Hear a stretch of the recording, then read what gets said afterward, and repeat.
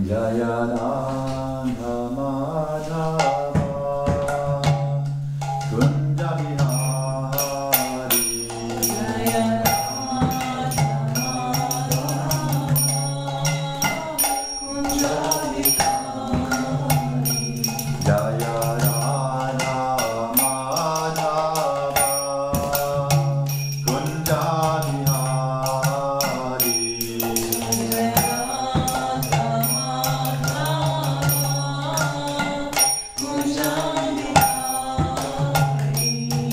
Jaya Gopi Janavalabha Jaya Giridharadhari Gopi Janavalabha Jaya Giridharadhari Jaya Gopi Janavalabha Jaya Giridharadhari Gopi Janavalabha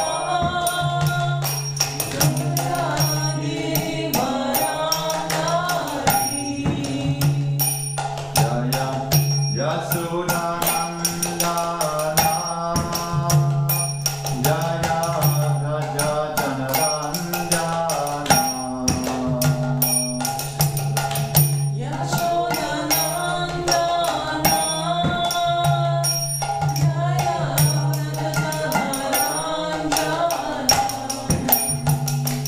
Jaya Yasodhanandana Jaya Raja Janaranjana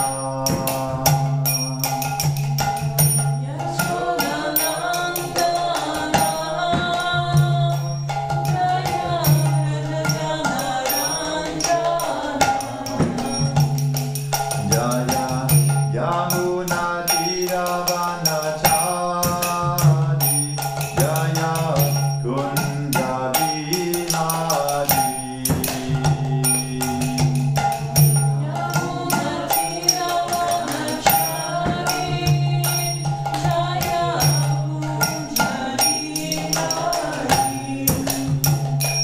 Jaya Yamuna Tiravanachari Jaya Kunja Bihari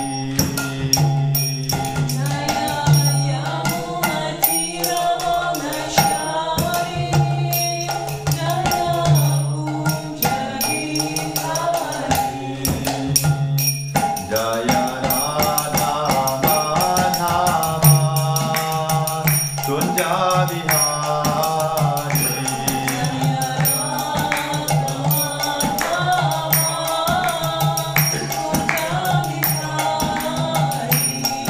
Jaya Radha Madhava Kunja Bihari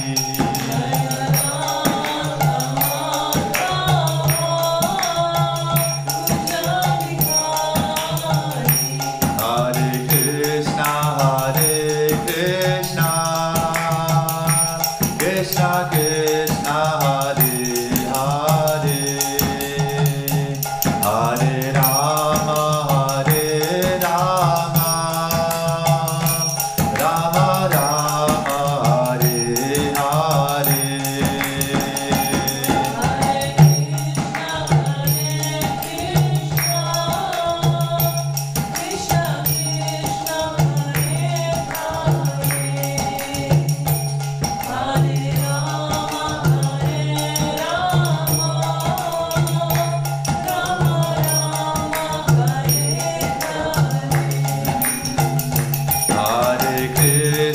Hare Krishna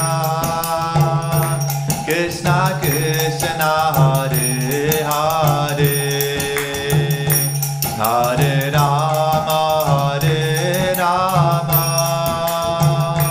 Rama Rama Hare Hare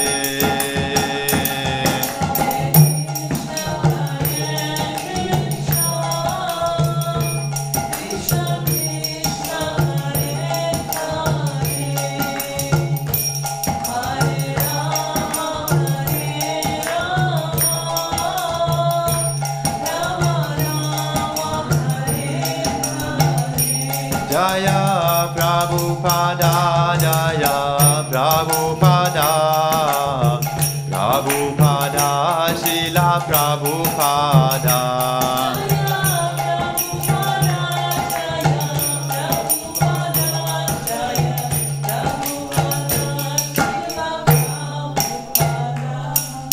Srila Prabhupada ki.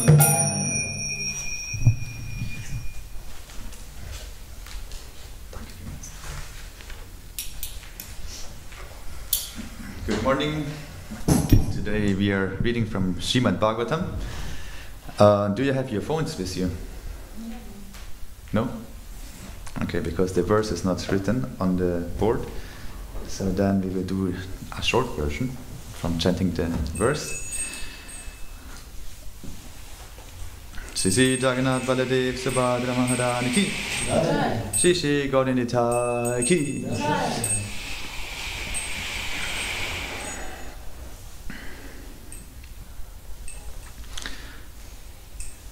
We are reading from Srimad Bhagavatam, 4th Canto, Chapter 8, verse 59. Om Namo Bhagavate Vasudevaya. Om Namo Bhagavate Vasudevaya. Om Namo Bhagavate Vasudevaya. Om Namo Bhagavate Vasudevaya. Om Namo Bhagavate Vasudevaya. Om Namo Bhagavate Vasudevaya. So the verse goes like this. Tasmim svam ramaya spristo ramano sruta smriti tat sangat idrishim prapto dasham papi yasim prabhu. So we are reading word by word and then you can follow. Tasmin, in this situation. Tvam, you. Ramaya, with the woman. Ja, mit der Frau. Sprista, being in contact. Ramamana, enjoying. Ashruta, Smriti. Ashruta Smriti.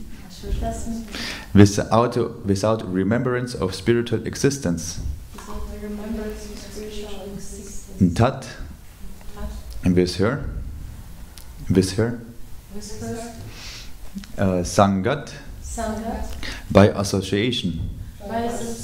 Idrishim, like this. Prapta, you have attained. Dasham, a state. Papi Yasim, full of sinful activities. Prabhu, my dear friend. So the translation goes, my dear friend, when you enter such a body along with the woman of material desires, you become overly absorbed in sense enjoyment. Because of this, you have forgotten your spiritual life. Due to your material conceptions, you are placed in various miserable conditions. Purport by His Divine Grace, A.C. Bhaktivedanta Swami Srila Prabhupada ki. When a person becomes materially engrossed, he has no capacity to hear about spiritual existence. Forgetfulness of spiritual existence entangles a man more and more in material existence. Such is the result of sinful life. Various bodies are developed with the material ingredients because of different types of sinful activities. O King Puranjana assumed the body of a woman, Vaidarbi, whose name was Vaidarbi, as a result of his sinful activities. And Bhagavad Gita clearly says, Striyo striyo vaishyas tata shrudha, that such a body is lowborn. If one takes shelter of the Supreme Personality of Godhead, however, he can be elevated to the highest perfection, even though he is lowborn. One acquires lower birth when one's spiritual intelligence is reduced. Srimad Bhagavatam ki, Srila Prabhupada ki. So let's read the invocation also.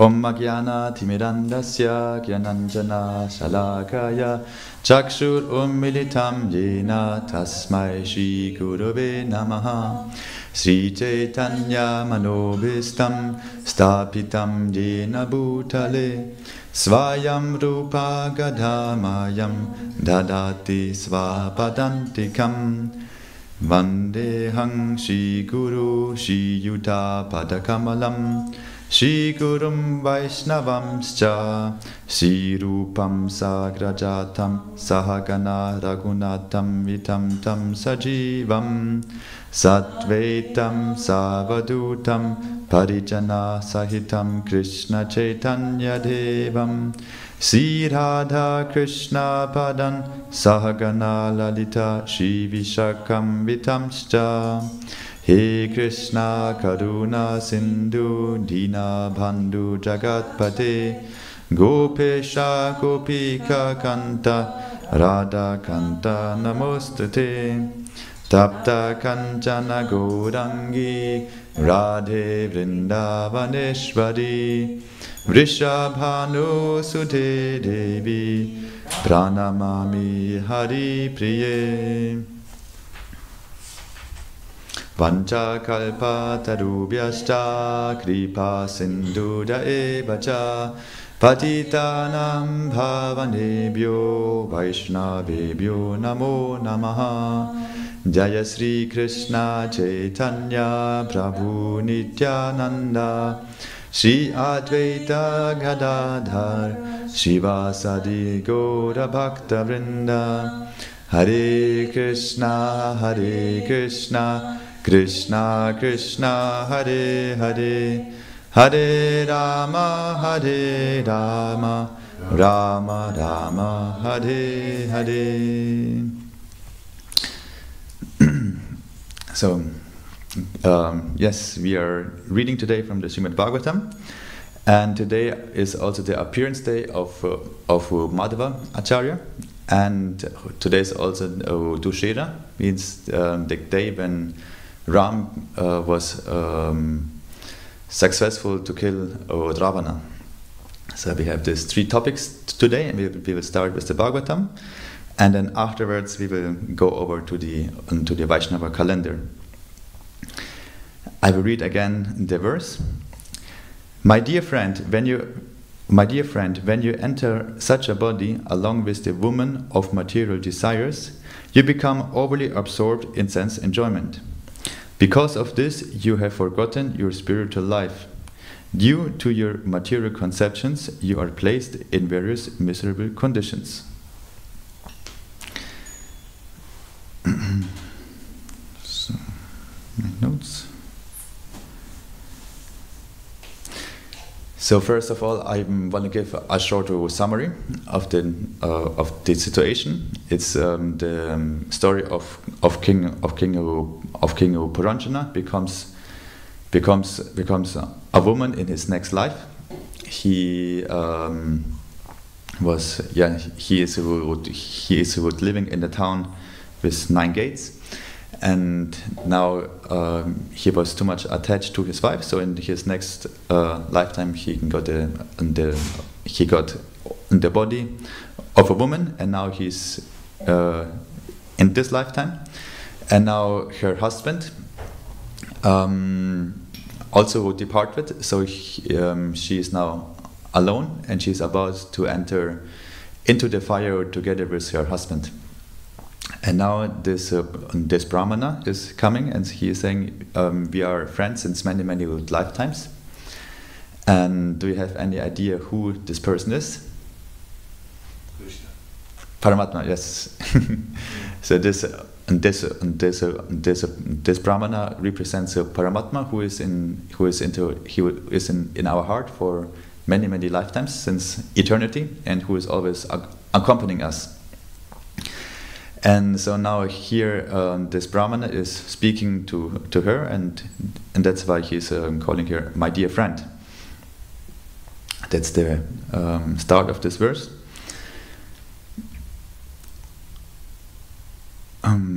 Yes, setting the scene. Then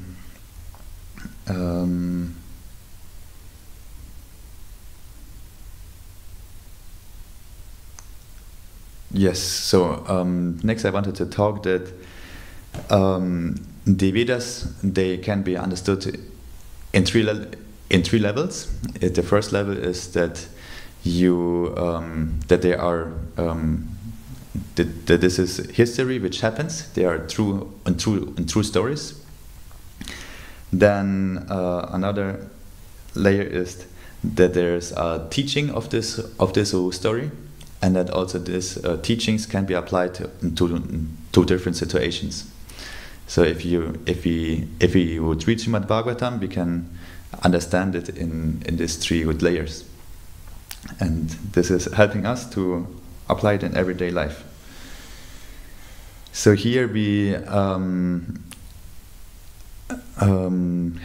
in the verse and also in the purport, it says that the female body has a lot of material desires.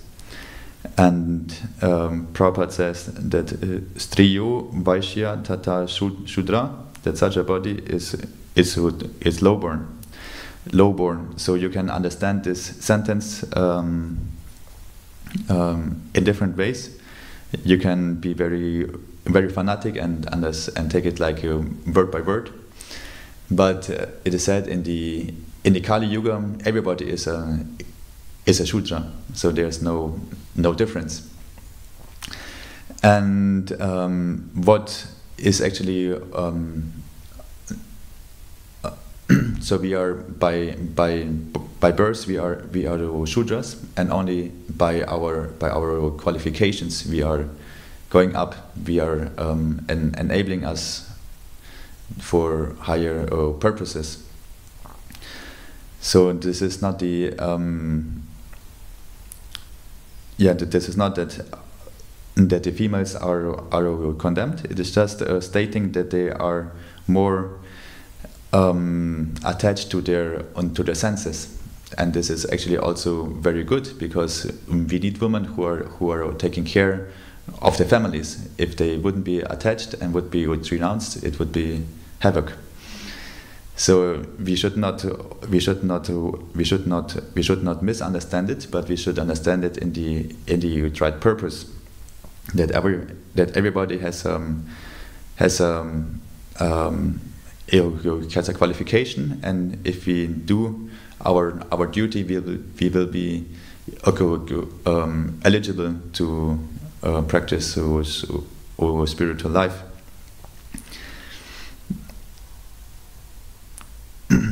And in spiritual life, there are two factors. One factor is our own activities, our own efforts, our own strengths. If we wake up for Mangalartik, if we do everything, if we chant nicely, if we read nicely, if we study nicely, if we do our service nicely, if we do extra hours service, this is our own endeavors.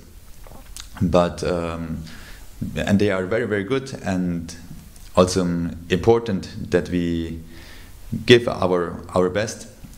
But then if you ultimately, in the end of our lifetime, we stand before Krishna, then we come with these offerings of our life, and then we should not come empty-handed. We should say something. Krishna, yes, I did this for you, I did this and this for you.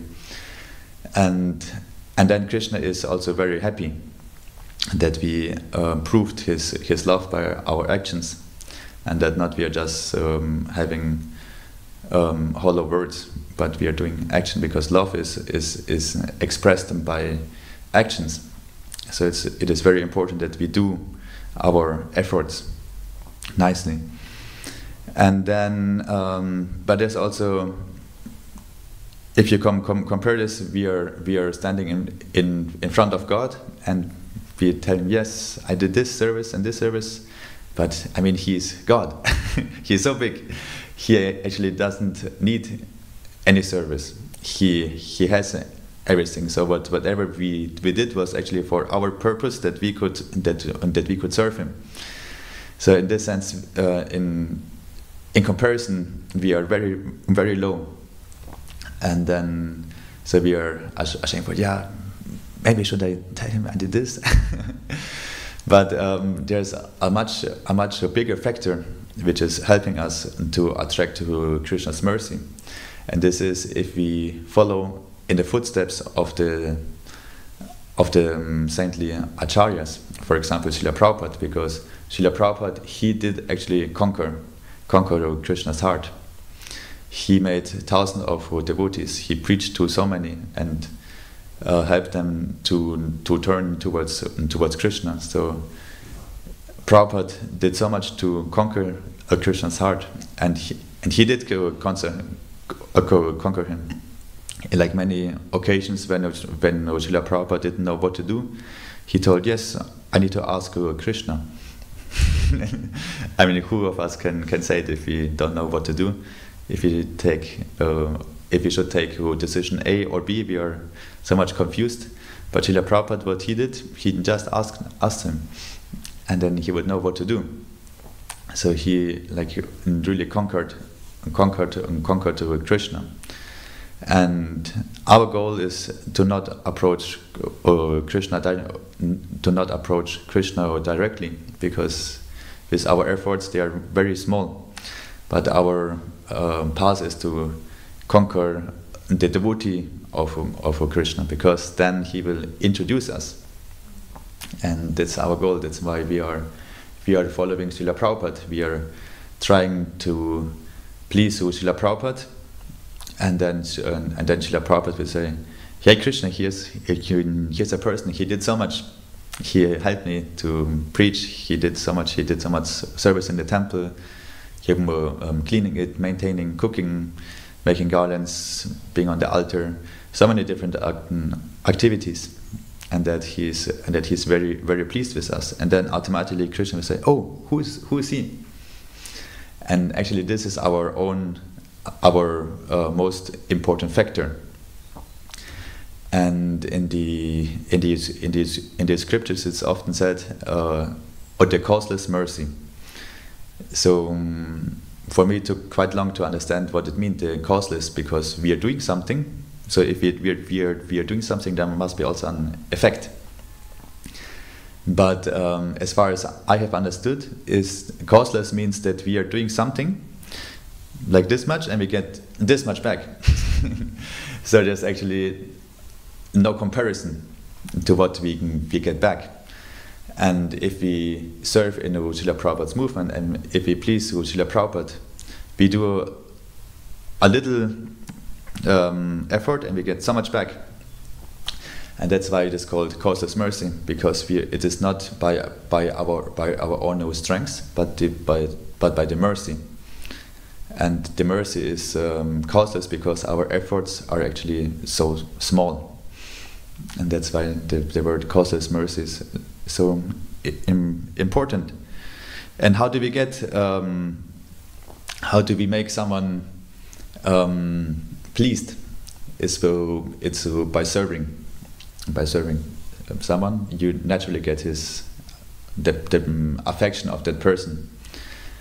And for example, in deity worship, it is the focus is like a lot that the deities are persons. And it's actually one of the main purposes of deity worship, that you are able to see God as a person. To not see him as a stone or as some wood, some colorful wood. No, but that you see that he is a person and that you are serving him. And that there are like different rules which teach you how to approach God, how to approach a person. and then we should also apply this behavior not only towards the deities but towards everyone. So doing altar service teaches you mainly how to interact with people, how to get to the personal, and not to be ignorant with them, but to show some attention, that everything what you do is full of attention.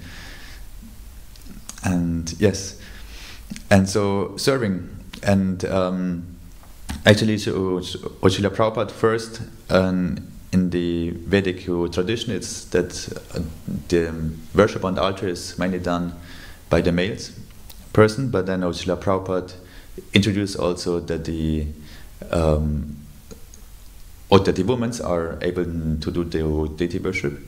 And then he was actually so pleased afterwards, because he could see how nicely they are taking care of the deities, because it's a natural habit of them to take care. So then Srila Prabhupada was very happy, as he could see how nicely his female disciples are taking care of the deities and are addressing them. So he was very, very pleased. And so it is actually not a degradation to have a female body. It's actually a great chance, because you can apply your nature to easily get the mercy of Srila Prabhupada and of Krishna by taking care of somebody, of the deities, or of your kids. Prabhupada also said for a mother, she should see her child as her deities and take care of them.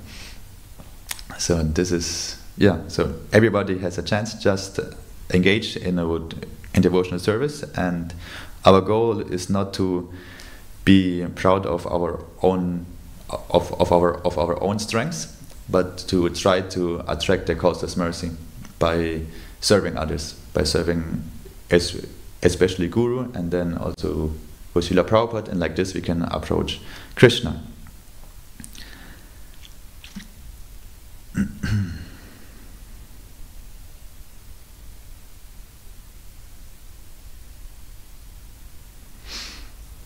Yes, so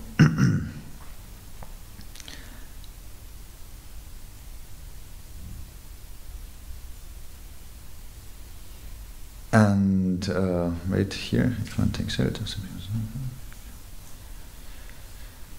Yes, and this is also confirmed here in the purport. If one takes shelter of the Supreme Personality of Godhead, however, he can be elevated to the highest to perfection, even though he may be lowborn. One acquires lower birth when one's spiritual intelligence is reduced. So the last sentence is, we didn't speak about this sentence yet, means if we are not engaging our spiritual intelligence, then we will get lower births. So if we are not using our full capacity which we have in this body, with the body, with the mind, with whatever we have, if we don't use it, we won't have it next lifetime again, because what's the use if you have it if you don't use it?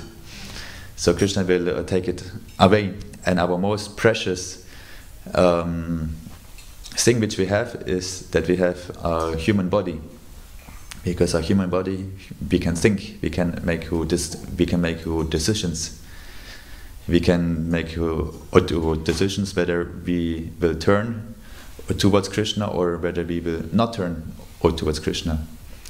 And this decision is so unique, because if you see that all the animals, all the plants, they are just and they cannot control themselves. They have something is happening, the senses smell something, and then they just run for it. For example, dogs. If a dog see a female body, a female dog, they just run, and you cannot not stop them. But we humans, we can think about this and think, okay, what's the actual goal of life, and is it leading towards my goal, or or is it diverting me from my goal?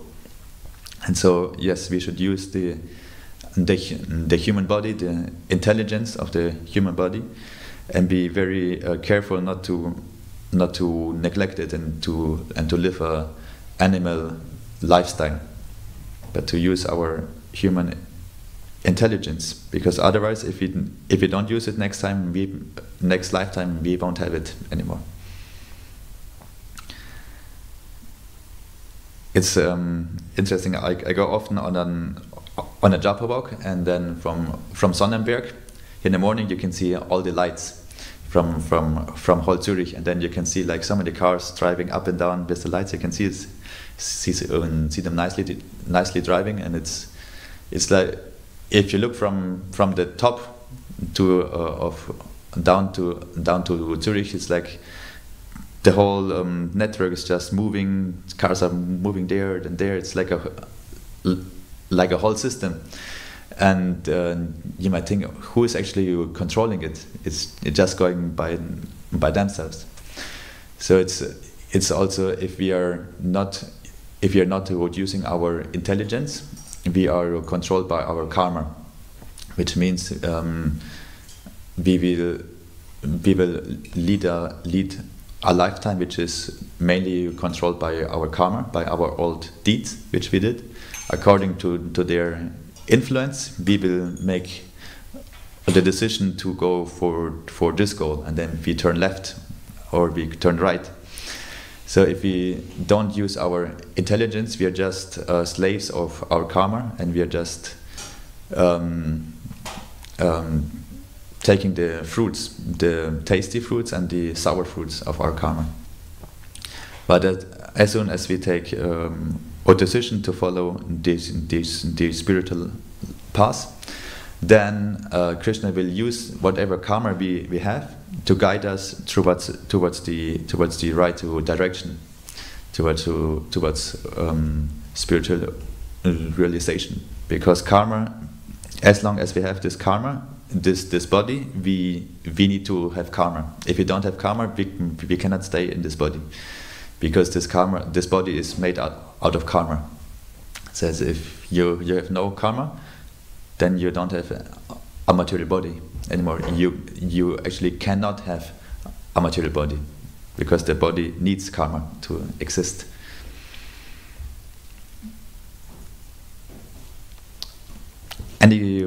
Any questions on this point? Yes? When karma comes and we make something and we don't want to do it, what to do is in this moment? Like, for example, some anger comes or some emotions which you cannot even control. What to do in this moment? If you cannot control them.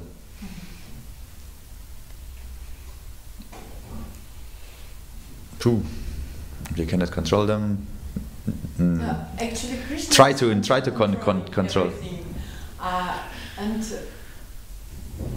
what to do in this moment? Like, how to devote yourself to Krishna in this moment if you do not even think normally in this moment? Like karma is controlling you, not Krishna. Mm-hmm. I mean, this might be only one moment, but there are many moments in a day. So if in this moment you cannot control yourself, then try as soon as you get back the control of your mind to correct yourself. Swami Bhagavan Keshav Maharaj always gives the example that if a plane goes from A to B, from Zurich to Delhi, then there are special routes in the sky. The plane is supposed to drive exactly there and not here. But due to weather and some other disturbances, 80% of the time the plane is not on the exact track. But we have experienced that the planes always land in the right town. It's not happening that if you enter a plane going from Zurich to Delhi, and then they said, oh yeah, sorry, we are now in Abu Dhabi. So how is it possible that they always reach their desired goal? Is because they are correcting themselves. So even though they are not on the ideal path, they are always a bit side or higher, lower, I don't know whatever. But they are always correcting because they know their goal, and they know where they need to go, so they can always correct. If they're towards right, they will go more left. If they're too fast, they will go a bit slower. If they are too high in the air and turbulences, they need to go a bit lower, slower, steady. If they need to catch up time because they are late, they can go higher and faster. So like this, we can always control. We can always correct our life and try to reach our goal. So if we are in one moment not on the path, that's okay. But afterwards, you can again correct. Other questions? Hare Krishna. Then I will go to the next topic, and today is the appearance day of Madhva Acharya. Do you have any ideas who is Madhva Acharya? No? Vayu, yes, Vayu. So in the introduction of the Bhagavad Gita, at the end, there's a list of the disciplic succession, and there's also giving reference to a verse for 2, 4th chapter, verse 2. Ivam parampara praptam imam raja sayuvidu sakalena mahata yogo nasta parantapa. This who supreme science was thus received through the chain of disciplic succession, and the saintly kings understood it in that way. But in course of time, the succession was broken, and therefore the science as it is appears to be lost.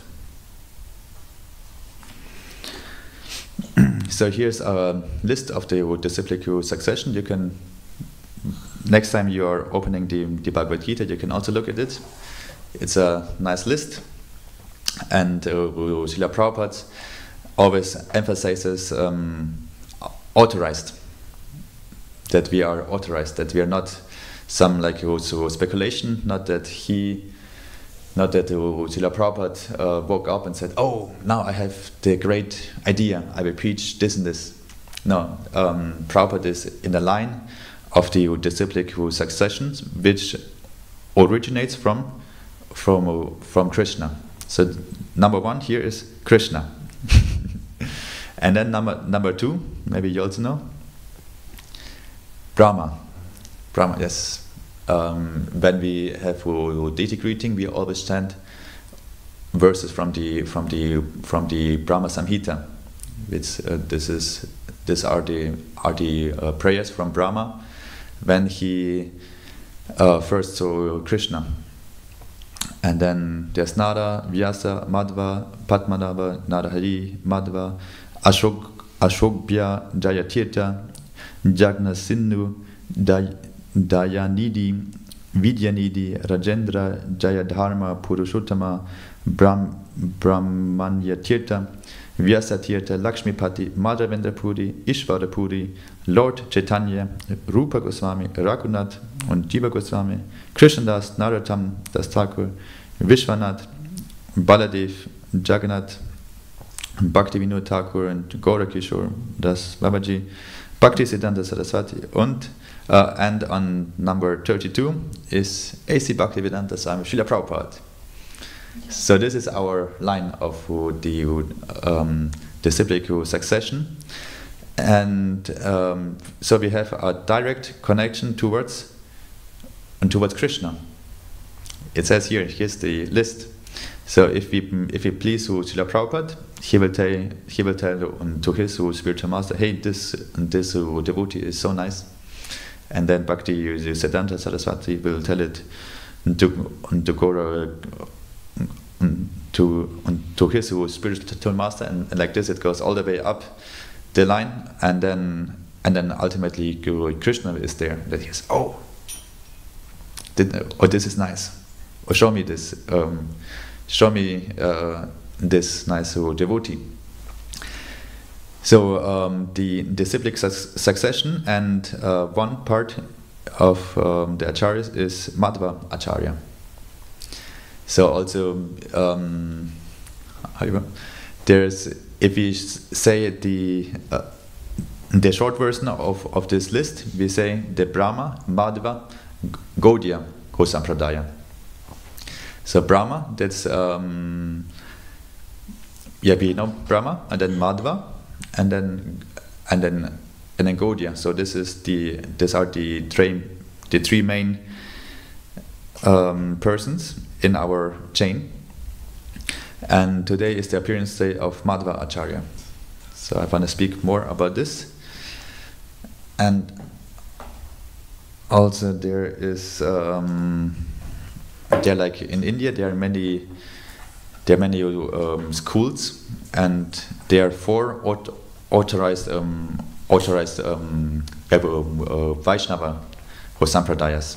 So Brahma is only one, and Srila Prabhupada and all the other acharyas said that there are 4 in total which are authorized. Shri Gauriya ki, Sisi Jagannath Baladev Subhadra Maharani ki.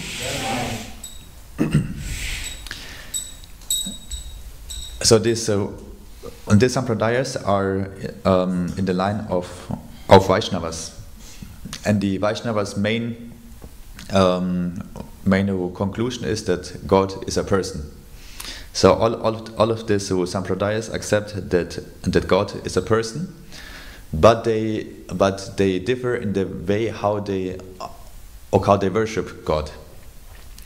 And so here's a list of those 4 sampradayas, or maybe do you know some of them? The 4 sampradayas.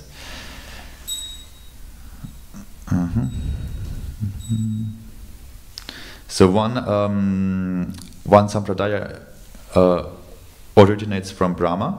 This is ours.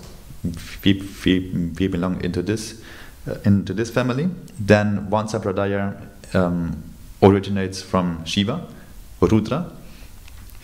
One originates from Lakshmi, and one from the four Kumaras. And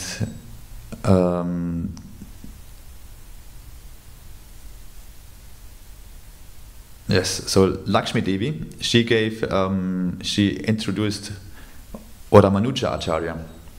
So the Ramanuja Acharya is the representative of Lakshmi Devi's Sampradaya.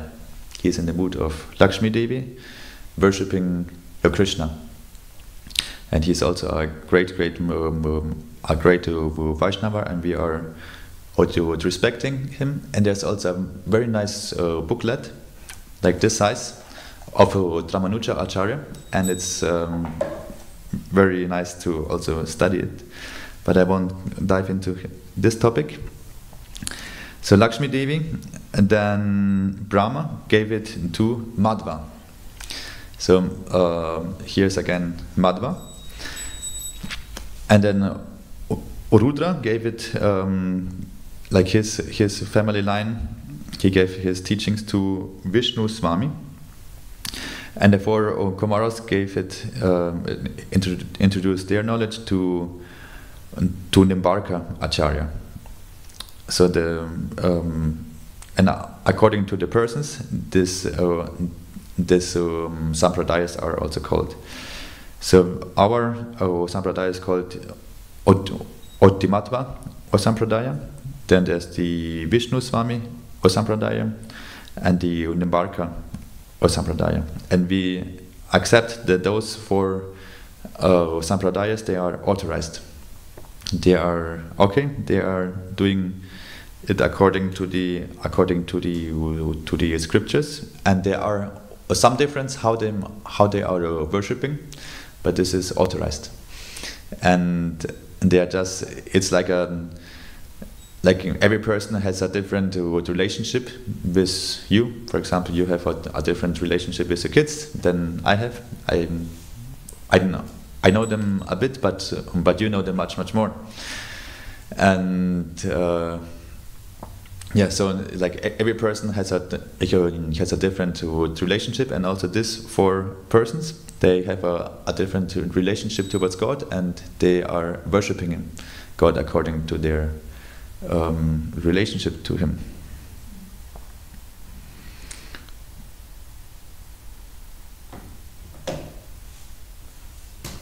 So the main teaching of Madhva Acharya is that he is preaching the dualism. And dualism means that there are two parts, and the 2 parts are, you have any guess?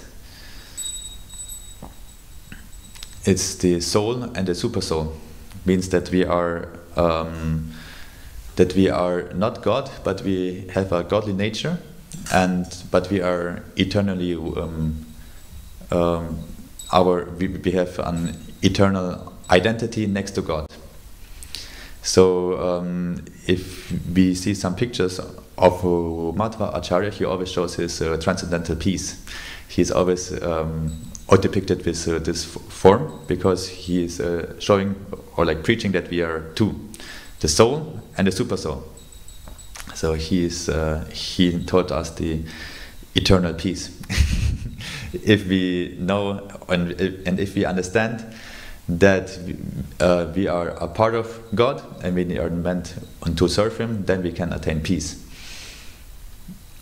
Madhvacharya, yes, it's very funny. I don't know if here's a picture.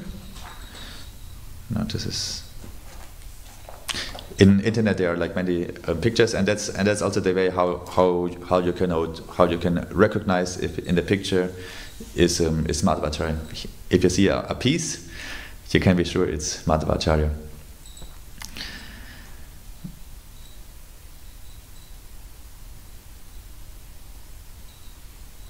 And as we heard from the altar, he is an incarnation of Vayu.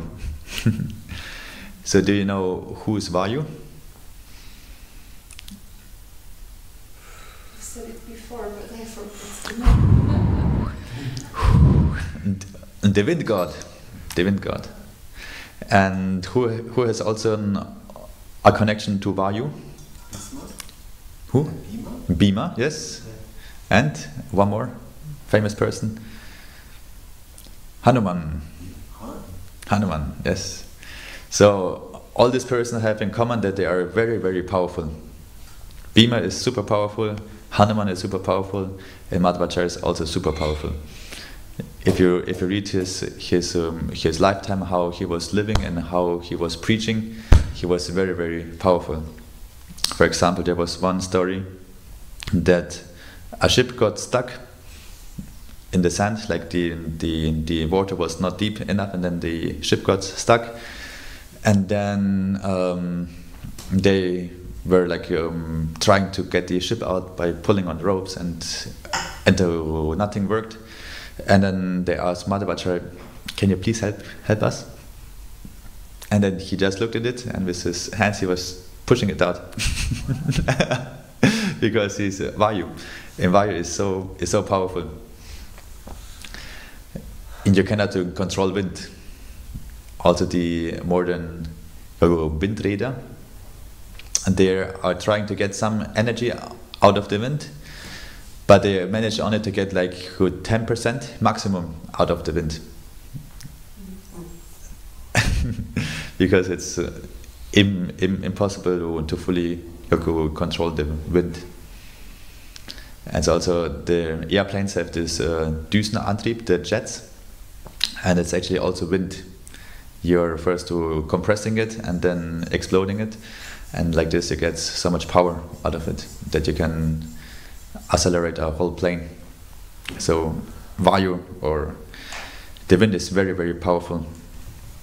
And then in this ship, they were transporting Gopi Chandan. Gopi Chandan is tilak.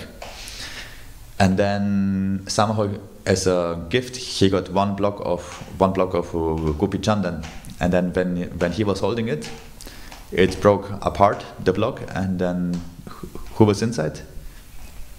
There was a deity inside, hiding. It's Udupi Krishna. Udupi Krishna. Yes. So there was a deity hiding in this tilak block and was just waiting that Madhva Acharya will hold him, and then he will reveal himself. And this deity is actually a famous deity. It has a ancient story even before Madhva Acharya, but then to some reasons he was hiding in the tilak block, and then now he is installed in Udupi. This deity, Udupi Krishna, he is called.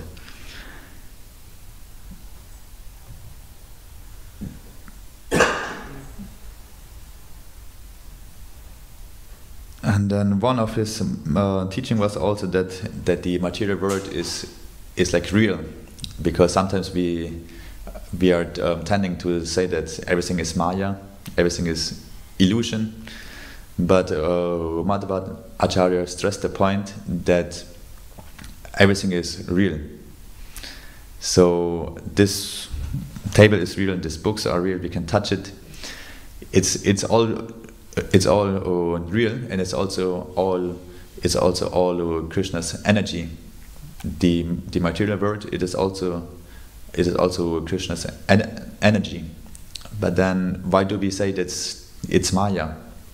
You have any clue, any idea? Because it's not everlasting. Yes, exactly. It's just temporary. It is just for a time here, and in 100 years probably this book won't exist in that shape.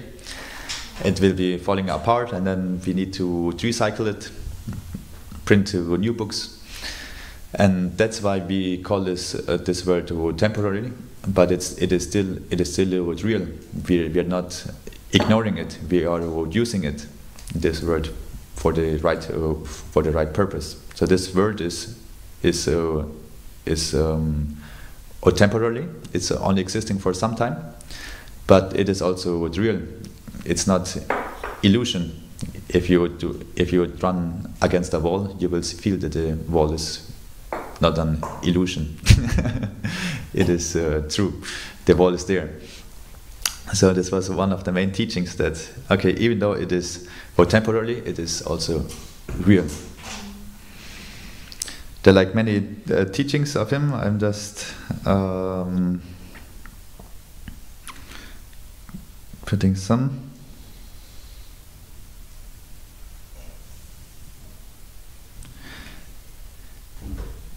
Yes, so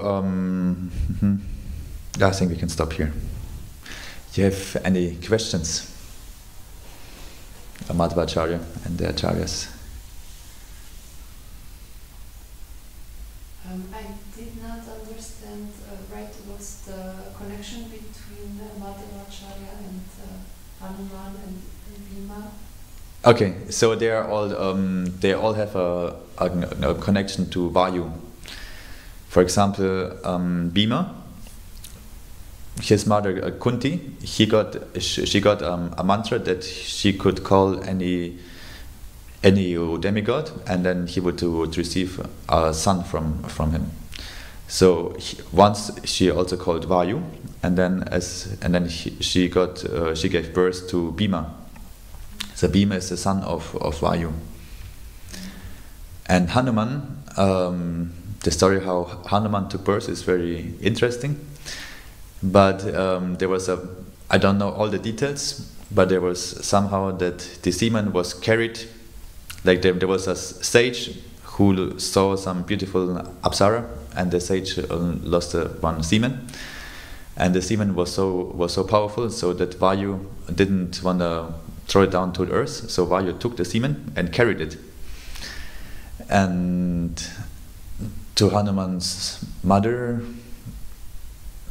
I forgot his name, her name, something with P. Anyway, so like this, Hanuman is also considered to be a son of Vayu. And Madhvacharya, in some places it says that he is also a son of Vayu. And in some places it says that he is an incarnation of Vayu. So it's not, for me it's not clear whether he is an incarnation or whether he is son of Vayu, but there's definitely some intimate connection. So they are all by family lines connected to Vayu, these three persons. Other questions? Okay. Kandara Srimad Bhagavatam Ki. Thank you for your attention. Haribo.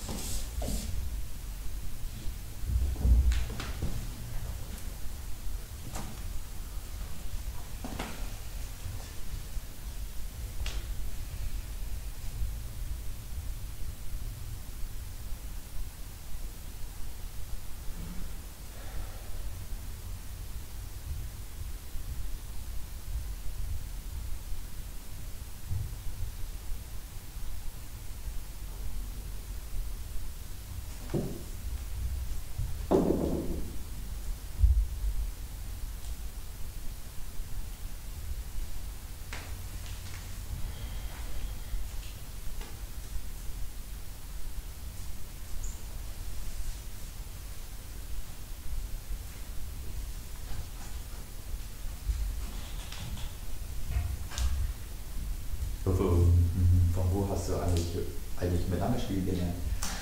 So eine Überraschung, dich zu sehen. Ja, ging es einigermaßen. Es ging, ja? Ja. Ich dachte, also, da geht die dann. Ja, genau. Ich habe gerade leider seinen Namen vergessen. Ich war einmal an einem Kurs von Prabhu, wo aus einer Musikerfamilie kommt, in der Brille. Inder. Auch sehr gut singt, ja. Inder, hier in... Odivadama. Ja, genau. Ja. Ich war dreimal bei ihm. Ah, sehr schön. Ja, ja, und, ich probiere halt irgendwie neben meinen sonstigen Pflichten manchmal ein bisschen so. Ja, aber ich konnte den Beat erkennen. Von ihm oder wie meinst du? Nee, das so Tagi. Ah, das ist das war. Ja. Ich konnte das erkennen. Die Pausen stimmen noch nicht ganz, aber so den Basic-Rhythmus hast du schon drin. Magst du mir vielleicht kurz das mit den Pausen erklären? Können wir machen, ja. Ja, dürfen wir hier? Oder? Aber wir können da einen Typen schnell. Ja, können wir kurz gehen. Danke dir vielmals.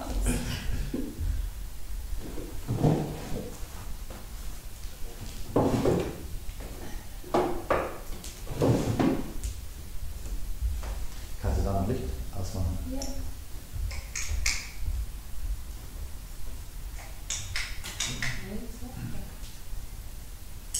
Das Licht an der Wand muss man hier ausmachen. Das Okay. ist hier aus. Das wird leider oft das Licht umsonst. Ja. Können wir schnell hier rein?